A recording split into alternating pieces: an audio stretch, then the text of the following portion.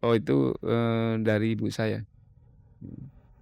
Dokter Wahidin mempunyai anak, Dokter Suleman punya anak ibu saya gitu ya. Kalau mengenal Ibu Sud sebetulnya jauh lebih baik daripada saya dekat dengan ibu saya almarhumah, dua-duanya sudah almarhumah. Karena waktu Ibu Sud, meninggal itu 14 tahun setelah ibu saya meninggal.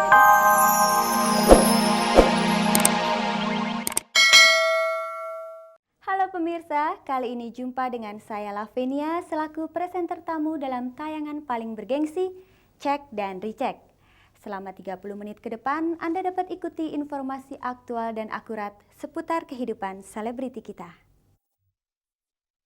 Nama Titi Kadarsi, Dani Dahlan, Karmanita, serta Setiawan Jodi lebih dikenal dalam dunia mode dan bisnis di Indonesia. Tetapi selain itu, ternyata mereka merupakan cucu dari para pahlawan kita. Salah satu agenda sidang istimewa yang sedang berlangsung hari ini adalah menetapkan pemilu tahun depan. Banyak nama calon presiden baru yang disebut-sebut dalam bursa pemilu itu. Siapakah yang pantas untuk menjadi presiden? Kita tentu sudah tidak asing lagi dengan Cornelia Agatha. Gadis yang satu ini memang tomboy. Olahraga menembak adalah pilihannya. Selain itu, ternyata Lia juga senang mengoleksi barang-barang dari berbagai jenis army look. Berdua dengan Sony, sang pacar, Lia rajin berburu koleksi army look. Belum lama kita mendengar hubungan Elma Theana dan Sultan Georgi putus. Tiba-tiba saja kini terdengar kabar bahwa Elma akan segera menikah pada bulan Desember nanti. Siapakah pria yang berhasil mengajak Elma untuk menikah?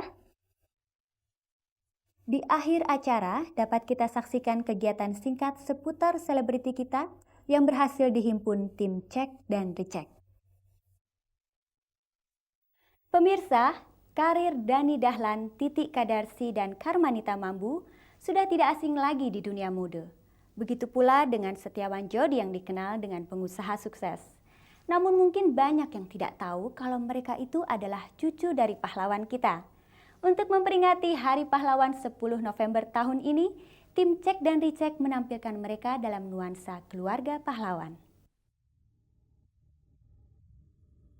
Mr. Muhammad Rum, yang dikenal dengan perjanjian Rum Royen, merupakan kakek paman dari Dani Dahlan.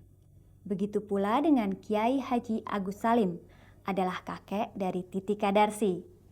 Dr. Wahidin Sudirohusodo merupakan kakek dari pengusaha Setiawan Jodi, serta Ibu Sud yang menjadi nenek dari Karmanita Mambu. Sejauh apakah kedekatan mereka dengan sang kakek atau nenek? Beliau selalu memberikan perhatian dan penuh kasih sayang, sehingga pada waktu saya dewasa pun, pada waktu saya juga minta izin untuk menekuni dunia modeling atau dunia fashion, beliau juga memberikan nasihat bahwa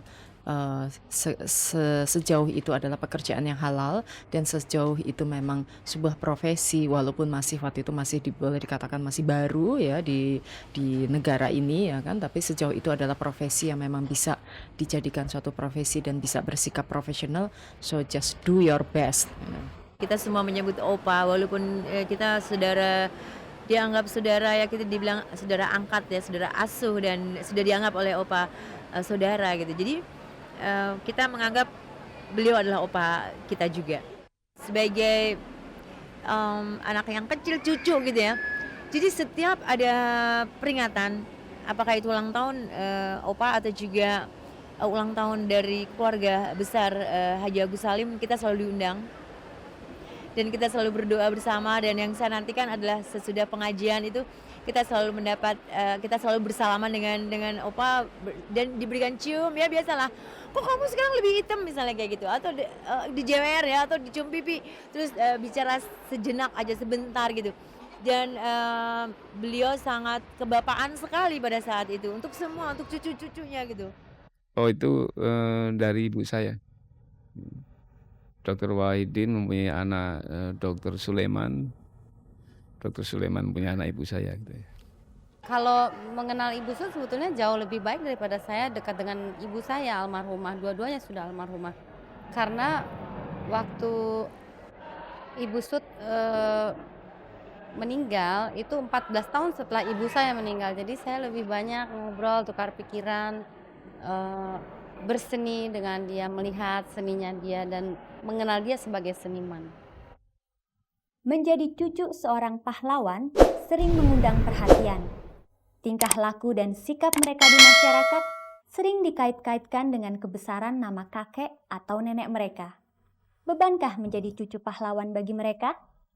Saya tidak mau menjadikan itu beban karena dalam hidup ini kan ada moto ya selalu kita berusaha selalu berpikir positif ya. Jadi kalau namanya istilah beban itu kok kayaknya lebih kepada yang negatifnya. Jadi kalau yang positifnya bahwa ya itu tadi yang saya katakan kalau memang kita selalu berusaha untuk bisa mempertanggungjawabkan walaupun itu kita berbuat salah, toh itu tidak akan menjadi sebuah beban gitu. Enggak juga, saya bukan plagiarisme Dr. Wahidin Sudirohusodo. Saya mempunyai visi dan obsesi jauh ke depan yang lain tantangannya dengan beliau. Hanya saya mempelajari histori daripada principality, ajaran-ajaran ya, Dr. Wahidin di waktu Dr. Wahidin bicara soal tesis nasionalisme. Bagi Dani Dahlan, Muhammad Rum adalah figur yang menjadi teladannya. Sejak kecil Dani sangat dekat dengan kakek yang dipanggilnya Eyang itu.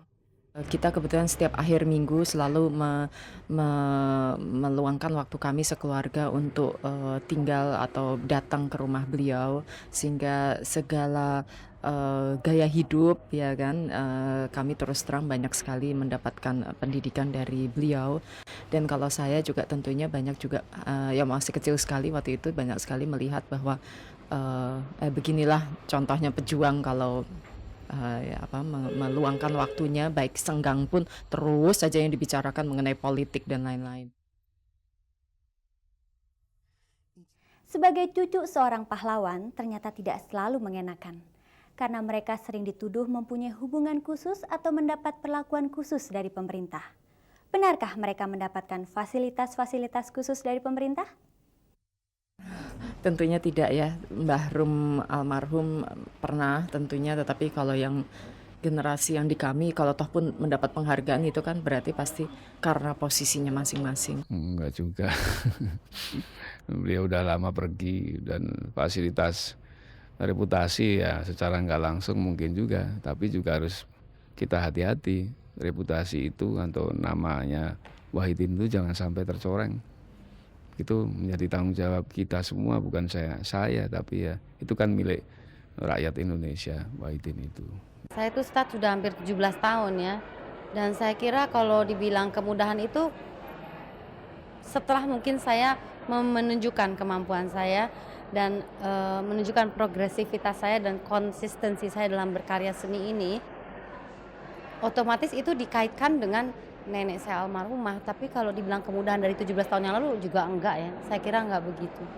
Kami tidak melihat itu dan kami tidak mengharapkan juga, tetapi kami ingin bahwa seharusnya lah bangsa yang besar itu adalah menghargai, menghormati pahlawan. Banggakah mereka menjadi cucu seorang pahlawan? Ya tentu secara jujur kami semua bangga, selalu teringat akan langkah-langkah beliau pada waktu tempo dulu mengenai nasionalisme. Alhamdulillah saya merasa bangga karena beliau pasti dikenang sepanjang masa dan tidak saja juga di Indonesia tapi juga di luar negeri. Dan saya juga banyak membaca buku-buku perjuangan beliau di luar. Dan banyak orang membuat buku mengenai beliau malah di luar negeri. Di Indonesia jarang dan saya sulit mendapatkannya.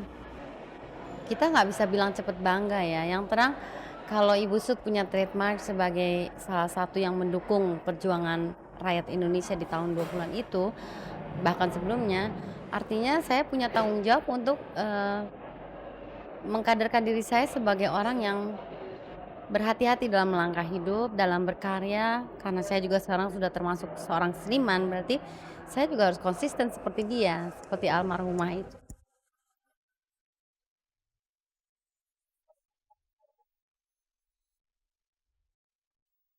Semenjak Presiden Soeharto lengser ke Prabon dan digantikan oleh Presiden Habibie, banyak politikus baru yang bermunculan. Mereka bahkan ikut mencalonkan diri menjadi presiden. Salah satu agenda sidang istimewa yang sedang berlangsung hari ini adalah menetapkan pemilu tahun depan. Banyak nama calon presiden baru yang disebut-sebut dalam bursa pemilu itu.